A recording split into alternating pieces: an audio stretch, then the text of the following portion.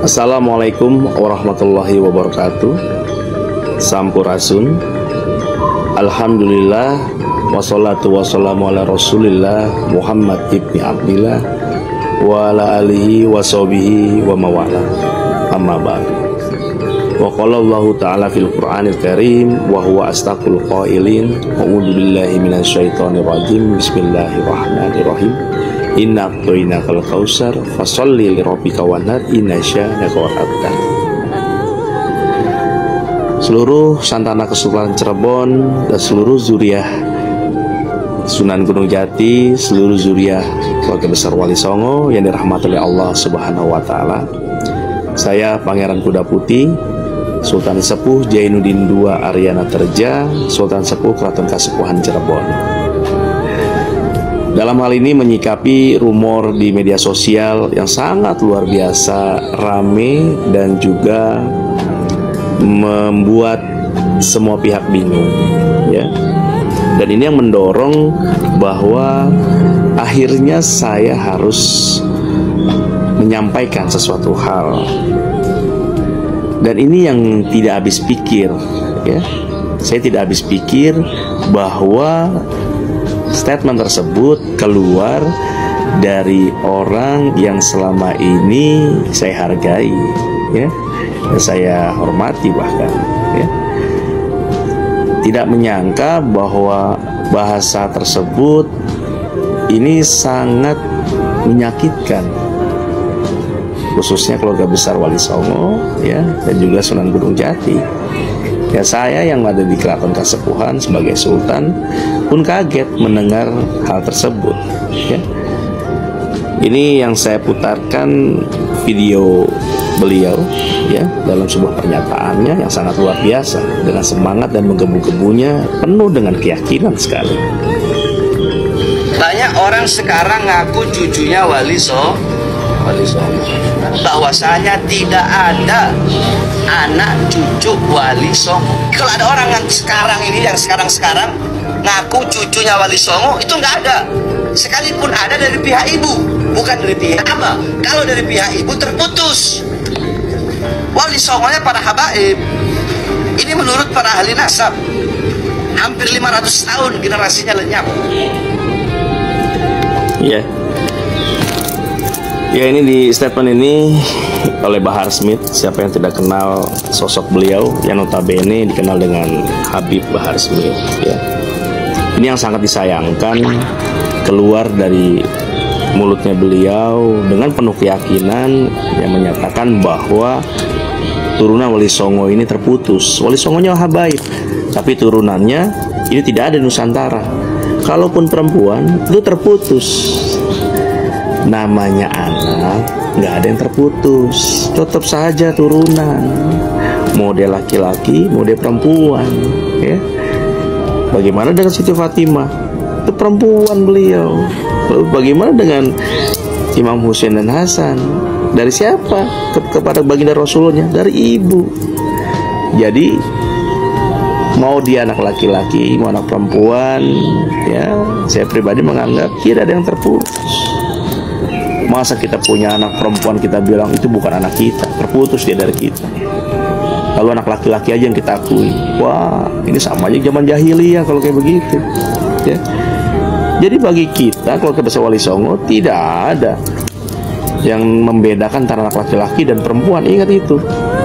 Lalu, ya, Kesultanan Cirebon, Keraton Kasepuhan, ini sultannya masih ada. Ada Kasepuhan, ada Kanoman. Ini sultan-sultannya masih ada. Belum lagi di Kesultanan Banten, turunannya ada dari Sultan Maulana Hasanuddin.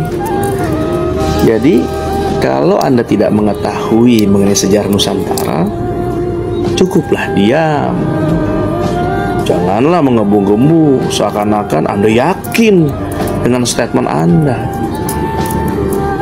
Kesultanan kami jauh lebih dulu ada dibandingkan badan nasab yang Anda percayai, ya.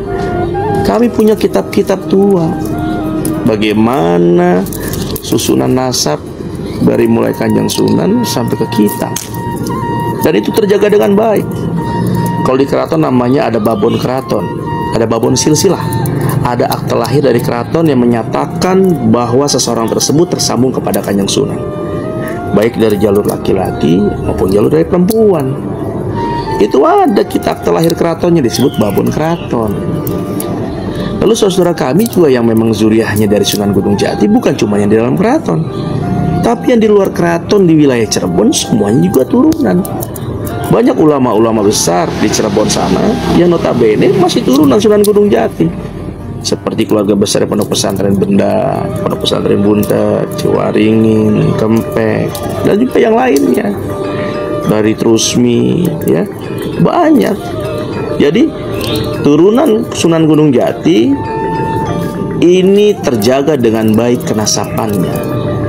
Ketika badan nasab yang Anda percaya ini mengatakan demikian, maka itu tidak benar.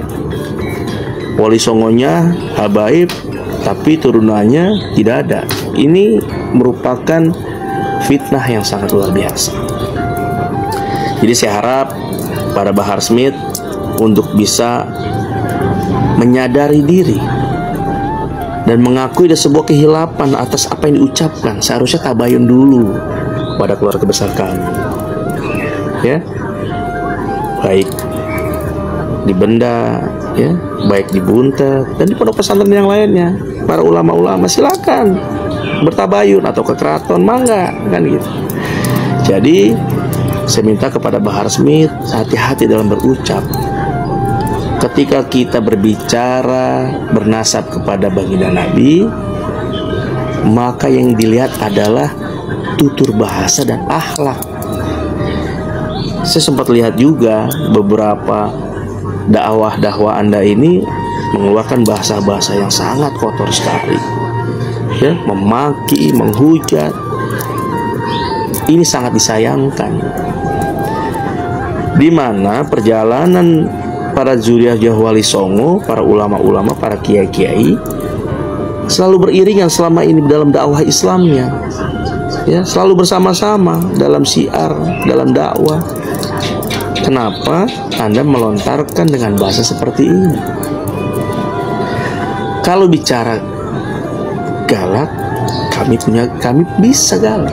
Kalau bicara tegas, kami pun bisa tegas. Kalau berbicara jihad, kami pun bisa jihad.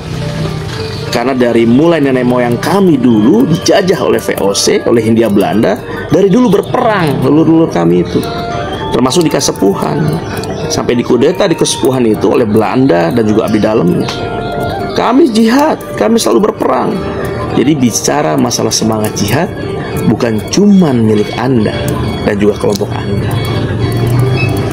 Saya, Sultan Sepuh di Keraton Kasepuhan, angkat bicara dikarenakan ini sesuatu hal yang sangat fatal sekali, memicu konflik besar antara turun Wali Songo dan para habaib. Ini efeknya. Yang rugi siapa? Islam yang akan rugi, terpecah. Lalu untuk kepentingan siapa? Untuk kepentingan siapa? Untuk kepentingan orang-orang yang ingin Islam ini pecah. Jadi saya harap kepada Bahar Smith, mulai saat ini jangan pernah mengeluarkan kata-kata yang dapat menyakitkan hati kami semua. Bicara nasab, bicara Anda tersambung kepada baginda Nabi, silakan. Karena itu pertanggungjawaban Anda pribadi kepada Allah nantinya. Begitu juga kami, para turunan-turunan Wali Songo yang memang kami ini tersambung kepada Kanjeng Sinun Gunung Jati dan juga para Wali Songo yang lainnya yang juga tersambung kepada baginda Nabi, maka pertanggungjawabannya juga pada diri kami masing-masing di hadapan Allah nanti. Jadi jangan pernah menyakitkan hati. Sesungguhnya baginda Rasulullah tidak pernah terucap dari mulutnya untuk menyakitkan hati orang lain. Ketika kita mengakui bernasab kepada baginda Rasulullah, maka jaga sikap, jaga akhlak. Karena baginda Nabi tidak pernah memaki, mencaci orang lain.